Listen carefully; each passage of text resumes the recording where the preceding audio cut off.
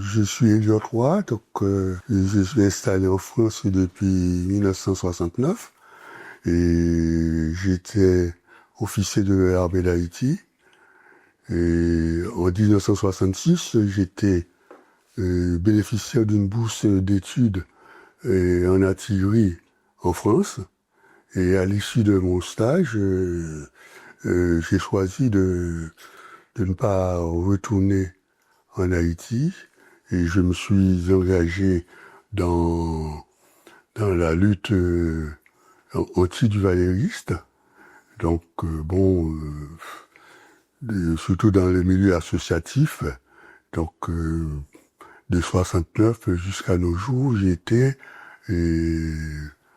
un militant associatif anti-duvalériste. C'était quoi la raison principale qui vous a poussé à quitter Haïti? Est-ce que à cette époque où vous avez quitté Haïti, vous avez œuvré clandestinement, en fait, on va dire dans des structures anti-duvalieristes, ou bien ça s'est passé comment? Parce que vous étiez dans l'armée à l'époque, c'est ça? Bon, j'avais mes activités clandestines et quand je suis parti d'Haïti, je suis parti avec la ferme intention de ne pas revenir en Haïti parce que je savais si j'étais retourné, j'aurais été fusillé par Duvalier parce que au moindre trouble dans le pays, j'étais sur la liste des gens qui passaient. J'ai été officier à la garde présidentielle à mon début de carrière. Donc Duvalier, à ce moment-là, c'était quoi sa réaction quand il a appris que vous êtes resté à l'étranger?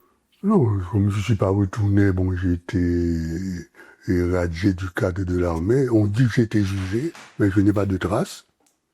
On dit que j'ai été jugé, condamné à mort par contumace. Ça, je ne sais rien, je ne peux pas l'affirmer parce que je n'ai pas de traces.